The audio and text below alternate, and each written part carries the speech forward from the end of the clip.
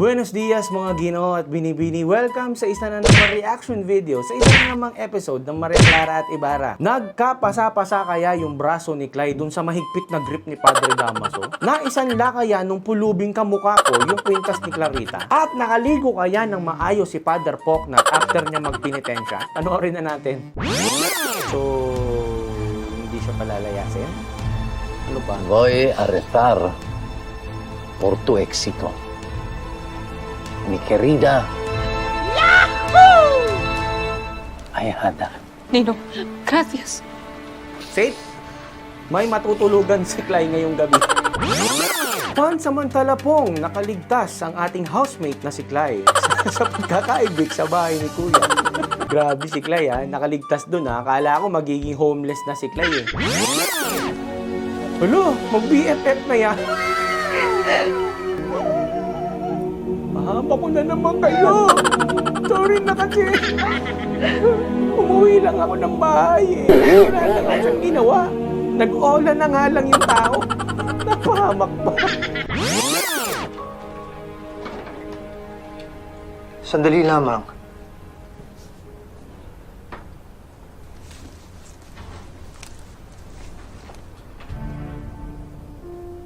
Ginawa ba sa iyo ito ng dating kura? Sa aming lahat po. Na nga eh. Bahan tayo ng Diyos. Hindi nila napagtatanto na ang pananakit ay isang masamang gawain. Na ang mga batang pinapalo ay madalas nagkakaroon ng mababang pagtingin sa kanilang sarili. Hindi nila alam ang kanilang ginagawa, maging ang praile. Huwag kayong magsasalita ng ikapapahamak ninyo. Maestro, ang tapang-tapang mo today ha. Pero nung nakaraang araw, parang bahag na bagang butot mo kay Damas. Oh, parang ngayon, palabang ka. Andyan lang si Tulpo. Ibarra. Patatatagin ang bata hanggang sa pagtanda at gumulang ng may tiwala sa sariling kakayahan at paniniwala. Ganda ng mga Kaya goals tumahan and na kayo at huwag aspirations. matakot. Dahil kami ng guro ang bahala sa inyo. Oh, di ba? Ibarra got your back. Ganon. Huwag na kayong matakot. Kami na ng guro ang bahala sa inyo. Enroll na sa Ibarra Learning Center. Magpasalamat ka, babae. Si Tia At hindi napahamak si Maria sa pagtatanggol sa iyo. Basag momentum eh. Dahil makaririnig ka rin sa akin sakaling mangyari yun. Wala ka ba?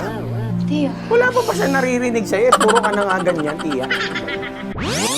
at kung sakaling siya ay palayasin, saan naman ho siya manunuluyan? Oo nga. Kay Crisostomo mo ulit? Hindi na ho, Tia. Kayo nagsabi na dyan patuloy yun eh. Tapos eh, papalayasin. Marami ko ka pala. Alis ka na! Alis ka na, Tia! Ang bulok eh! Kaibigan siya ni Crisostomo Ibar, kaya ako'y nagtataka kung bakit hindi mo pinaalis ang salbahing babaeng iyon. Hoy! Ano sabi mo mahina si Damaso? Pinalalabas mo ba na mahina akong fraile? Na, ano? Poknat! Ba't ganyan yung itsura nung kwarto niyan? Parang nasa impyerno. Kapag yang si Crisostomo ay tumulad sa kanyang ama, ako rin ang makakalaban niya. Parang Diablo si Damaso. Kahit na ikaw pa ang kura dito. Ay, pabor! Dapat magkampihan kayo. Ba't parang nag-aaway kayong dalawa? Si Anding. Oh, si Crisostomo Pasok na po, naman senyor. to. Manliligaw na naman si Crisostomo. Oy! Ay! Sir Fidel. Aba! Nakain mo, Fidel! Imported cheese and Ano siya? Para kay si Oy! Tita Maria Clara? Hindi! Para sa'yo. Ganda Nasaan mo, si girl, ha? Sir Ibarra? Teka lang, mga kapatid, mga kaibigan, mga kasaklay, kumapit tayo na matindi. Mukhang nasa module 5 na si Fidel. Hindi ko in-expect, akala ko si Ibarra eh. Nagbibigay na siya ng gift. Mukhang pinaspasan niya yung pagbabasa ng module. Nasa module 5 na siya eh. Umaakyat na ba ng ligaw, officially, ang ating Fidel kay Clay? Mga pag ganun the moves na, iba talaga ang Ibarra Learning Center! Ano na? Hindi mo ba nagustuhan ng aking munting regalo para sa'yo? Hindi pa nga niya nabubuko. Para sa akin? Ganda mo, girl! Ganda mo! Tanggapin ko na! Boit-boita. Siya pakipot pa This is to, my eh, no? peace offering.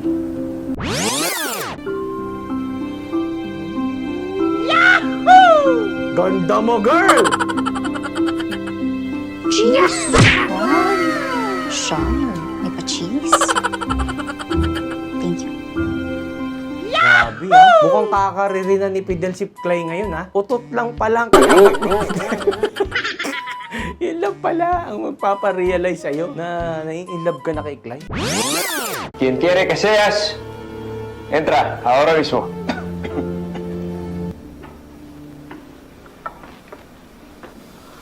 Oh my gosh! Ginagawa mo dyan, Buenos Ibarra. dias po. Sa inyo, Devil's mga Den kaya. reverends.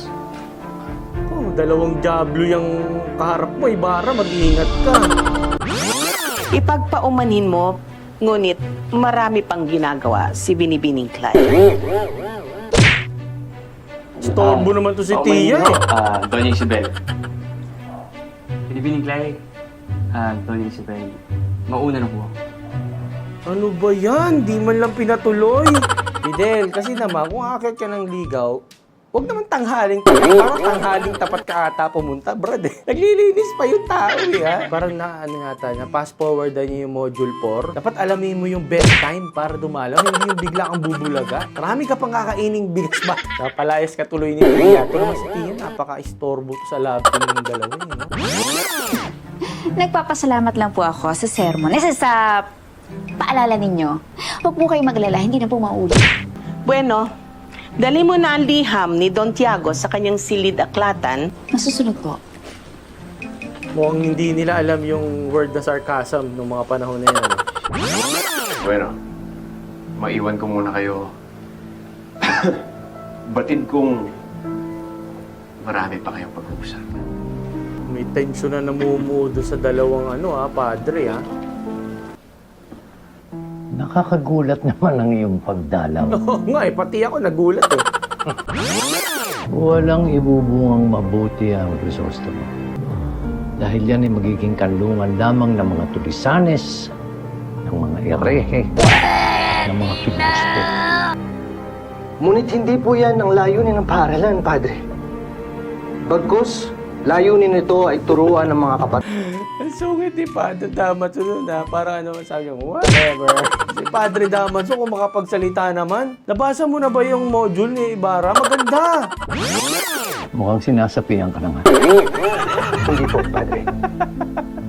Hindi makaribat Dahil si mga Padre. sinapian po sa palagay ko ng masamang espiritu Is yung mga ay mga nangataw. taong gumagamit ng dahas, Yan. ang mga nananakit, Ng bata lalong-lalo na at babae. sa mga taong walang kalaban-laban. Sino ang pinatatamaan mo ng iyong matatalim na salita na Hindi galing ka sa pa iyong ba bibig? tinatamaan? Ha? Crisostomo Ibarra? Hindi pa ba Ako obvious? ba? Malamang. Ako? Oo. Sige, sabihin mo. Akong bala. Sabihin mo, Ibarra. Siya naman talaga eh. Pamilyar po kasi sa akin yung pamagat ng libro eh. Les Miserables. Uy, Ah, panood ko yung Los niya. Miserables. Nabasa mo rin yan? Napanood. Napanood ko po sa sine. Musical po ako to din. eh. Napanood mo Ganda sa nga niyan. sine? Hindi naman po malaswa ang librong yan. In fact, ang tema ng nobelang yan ay tungkol sa kawalan ng hustisya at kakulangan ng pagkamakatao sa lipunan. Ako, hahanga na naman lalo si Maria Clara sa'yo niyan. Ang lalim ng Idol! iyong mga sinabi.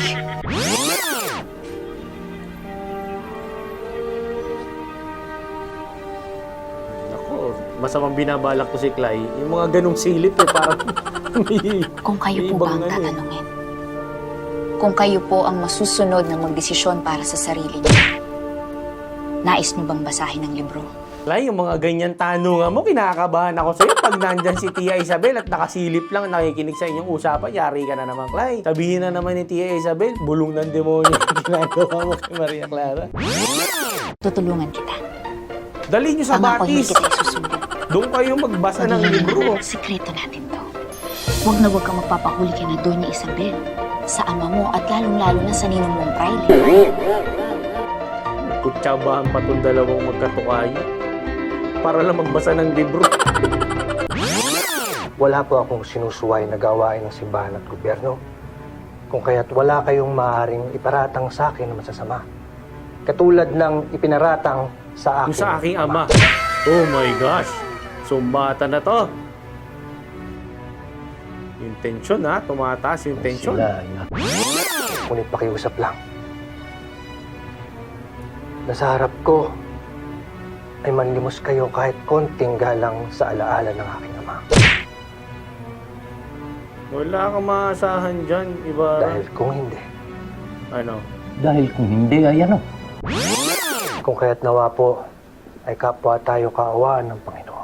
Kala ko naman kung ano yung threat na bibitawan mo, Ibarra. Kung makapag-threat ka, Ibarra, kala ko may malaki kang sasabihin na kung hindi, Padre, hindi kayo invited sa kasal namin. Yung mga ganun ba? Kala ko mga ganun kaya, hindi, Padre, itatanan ko ang iyong inaanak. Ganun. Wala pala. Si Salvi nakikinig, oh. Tuwan-tuwa. Tuwan-tuwa ang Diablo. Tuwang-tuwa ang buwisit ng San Diego. Ang cute ng dimples niya talaga, ha? In fairness. Ay, tapos na! Ano ba yan? Buti naman, GMA, at walang masyadong malaking cliffhanger ngayong episode na to. Makakatulog kami ng mahimbing this weekend. No? Maraming salamat, ha? O, bueno, mga amigo. Kita-kits na lang tayo next episode. Bye-bye!